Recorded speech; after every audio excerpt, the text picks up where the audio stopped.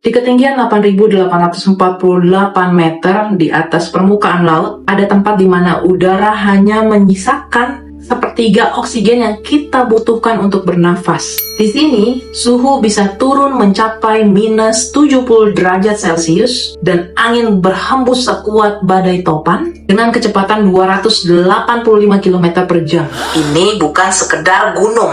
Ini adalah Gunung Everest, atap dunia. Selama lebih dari 1 abad, manusia telah berusaha menaklukkan puncaknya. Berdasarkan data Himalayan Database, hingga tahun 2026, lebih dari 12.000 pendaki telah berhasil menjejakkan kaki di titik tertinggi di bumi ini. Namun, tercatat lebih dari 330 orang yang pergi dan tidak pernah kembali.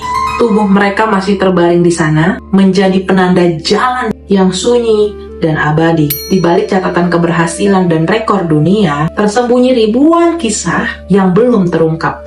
Suara-suara misterius yang terdengar di zona kematian, penampakan sosok bayangan yang menuntun atau menghalangi jalan, hilangnya jejak tim pendaki tanpa sisa, hingga fenomena alam yang menentang logika sains. Apakah Everest hanyalah tumpukan batu dan es yang kejam?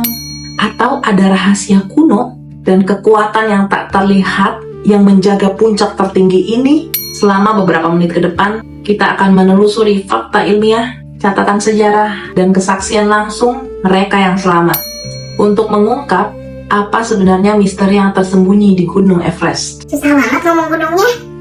Bagi dunia ilmiah dan barat, nama ini diambil dari nama geodesis Inggris Sir George Everest pada tahun 1865, hasil pengukuran survei trigonometri besar India. Namun bagi penduduk asli Nepal dan Tibet, gunung ini memiliki nama yang jauh lebih tua dan sakral. Di Tibet, ia dipanggil Komolungma, yang berarti Ibu Dewa Dunia. Di Nepal, dikenal sebagai Sagarmatha, atau Kepala Langit. Menurut kepercayaan Buddha dan Bon, Everest adalah tempat kediaman dewa-dewa gunung. Penduduk lokal percaya bahwa puncaknya adalah gerbang antara dunia manusia dan alam roh. Siapapun yang mengganggu kedamaiannya akan mendatangkan kutukan. Inilah alasan mengapa setiap ekspedisi selalu diawali dengan upacara puja, persembahan doa, dan kain suci. Sebelum mulai mendaki, tradisi yang didokumentasikan oleh antropolog Dr. Tony Hagen pada tahun 1950-an.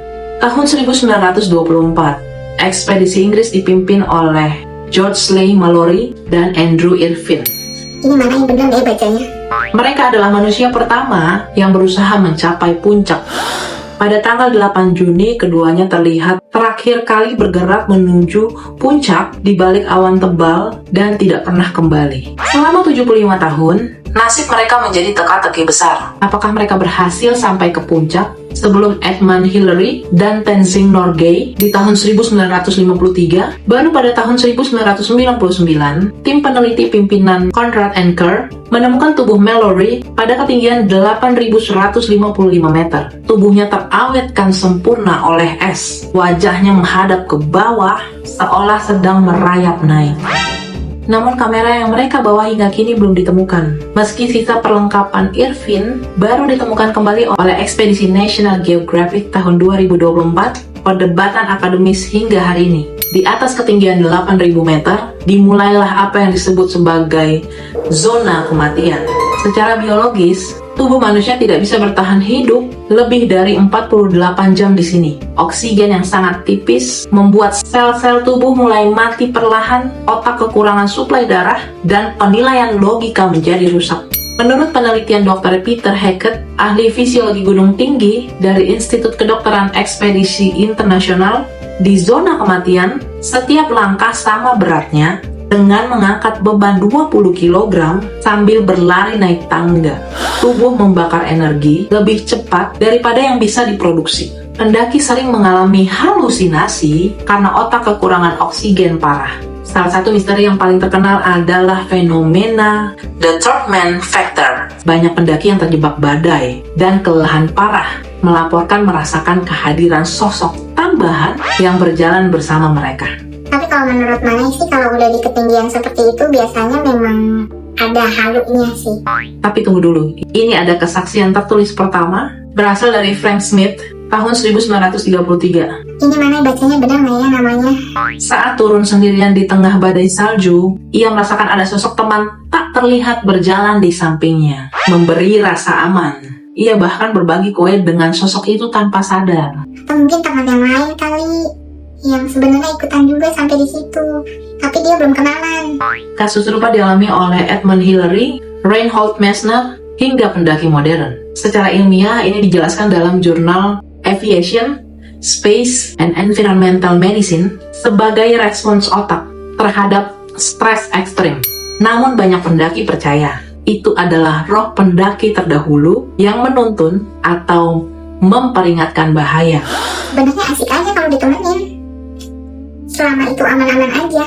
Jika kamu melihat foto jalur pendakian ke puncak antara tahun 1996 sampai 2014, hampir semua gambar akan menampilkan sosok tubuh yang duduk bersandar di celah batu, mengenakan sepatu berwarna hijau cerah. Ini adalah Sewang Paljor, pendaki asal India yang meninggal pada tragedi 1996.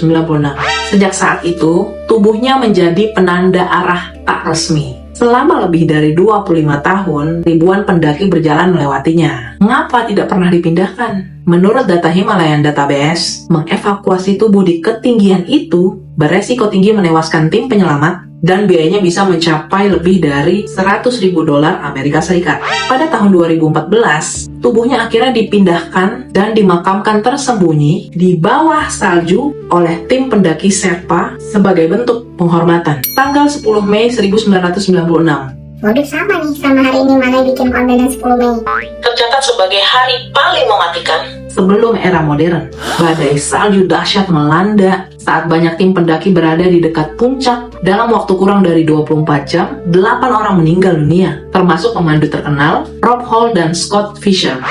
Kisah paling menyentuh adalah kisah Beck Waters. Ia tertinggal dalam badai, matanya buta akibat radiasi sinar matahari, tubuhnya membeku, dinyatakan meninggal oleh tim penyelamat. Namun keesokan paginya, ia terbangun dan berjalan turun sendirian menuju kemah. Ia selamat, namun harus kehilangan hidung, tangan kanan, dan sebagian kakinya. Dalam bukunya Left for Dead, ia mengaku didatangi sosok istrinya yang memanggil namanya terus-menerus agar ia tidak menyerah. Kejadian ini menjadi dasar buku laris Into Thin Air karya John Cracker. Ini makanya takut salah spellnya. Jurnalis yang ikut serta dalam ekspedisi tersebut yang mengungkap sisi gelap persaingan dan kesalahan manajemen pendakian komersial. Banyak pendaki Sherpa dan pendaki internasional melaporkan mendengar suara lonceng, nyanyian, atau alunan musik lembut yang berasal dari puncak gunung saat cuaca tenang. Penelitian Universitas Innsbruck menyebut ini adalah efek resonansi angin yang melewati celah batu es. Namun, penduduk lokal meyakini itu adalah nyanyian para dewa penjaga seperti dicatat dalam wawancara dengan pendaki senior Henrietta Sherpa. Nama emak gue itu cerita.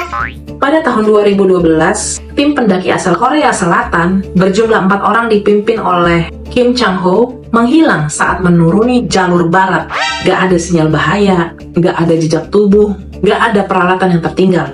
Pencarian dilakukan dengan helikopter, namun hasilnya nihil. Hingga hari ini, kasus ini masih tercatat dalam arsip Departemen Pariwisata Nepal sebagai kasus hilang misterius. Badan Antariksa NASA dan tim peneliti gunung dari Universitas Tokyo pernah merekam kilatan cahaya berwarna ungu dan biru yang muncul sesaat di atas puncak Everest pada malam hari. Fenomena ini belum sepenuhnya dijelaskan oleh fisika atmosfer, meski ada dugaan berhubungan dengan pelepasan muatan listrik statis dari awan es tinggi. Penelitian ini dipublikasikan dalam jurnal Geophysical Research Letters. Dulu mendaki Everest adalah prestasi bagi atlet dan petualang terbaik dunia. Sekarang dengan biaya sekitar 70.000 hingga 150.000 dolar Amerika Serikat, siapa saja bisa mendaki asalkan memiliki dana. Tak tahun 2019 tercatat 11 orang meninggal akibat penumpukan antrean panjang di jalur sempit, membuat pendaki kehabisan oksigen. Data dirilis oleh Alan Arnett Everest Report 2019. Berdasarkan survei pemerintah Nepal 2022, diperkirakan ada lebih dari 50 ton sampah tertinggal di Everest, tabung oksigen bekas, tenda, dan peralatan. Penduduk lokal percaya bahwa kerusakan lingkungan ini telah membuat dewa gunung marah. Peningkatan frekuensi longsoran es dan cuaca ekstrim dalam 10 tahun terakhir sering dikaitkan dengan pelanggaran manusia terhadap kesucian gunung. Pendapat ini disampaikan oleh pemuka agama Buddhis wilayah Khumbu. Satu misteri terbesar yang masih belum terpecahkan. Di bawah lapisan es setebal ratusan meter, tersembunyi sisa-sisa ekosistem purba dan kemungkinan jejak makhluk hidup yang ada jutaan tahun lalu. Seru banget. Penelitian dilakukan oleh Akademi Ilmu Pengetahuan Tiongkok. Selain itu, peneliti menemukan bahwa Everest perlahan bergerak, naik sekitar 4 mm setiap tahun akibat pergerakan lempeng bumi. Gunung ini masih hidup dan terus tumbuh. Wow. Selama lebih dari 1 abad, kita berusaha memberi label rekor, catatan waktu, dan prestasi di Gunung Everest. Kita menyebutnya sebagai puncak yang ditaklukkan. Namun kenyataannya, Everest tidak pernah membiarkan dirinya dikalahkan. Ia hanya membiarkan kita berkunjung sebentar sebelum mengirim kita kembali ke bawah, atau menyimpan kita selamanya di sana. Setiap tubuh yang terbaring di es, setiap suara misterius yang terdengar, setiap badai yang tiba-tiba datang adalah pengingat sederhana bahwa alam jauh lebih besar dan lebih kuat dari manusia. Misteri Everest bukan hanya soal ketinggian atau bahaya fisik, tapi tentang batas keberanian dan rasa hormat kita terhadap bumi tempat kita berpijak. Apakah masih ada rahasia lain yang belum terungkap? Pasti ada. Selama puncaknya masih tertutup awan dan angin masih berhembus kencang, atap dunia akan terus menjaga rahasianya untuk selamanya. Gunung Everest tidak peduli apakah kamu pendaki terbaik di dunia atau orang terkaya di bumi. Di sana kita semua sama, kecil dan rapuh. Terima kasih telah menemani perjalanan ini. Jangan lupa bagikan kisah ini. Sampai jumpa di penelusuran misteri berikutnya. Karena setiap jejak di atas awan adalah pelajaran bagi kita semua. Manai pamit undur diri. Jangan lupa subscribe Manai Berkisah. Dan sampai bertemu di penelusuran misteri berikutnya.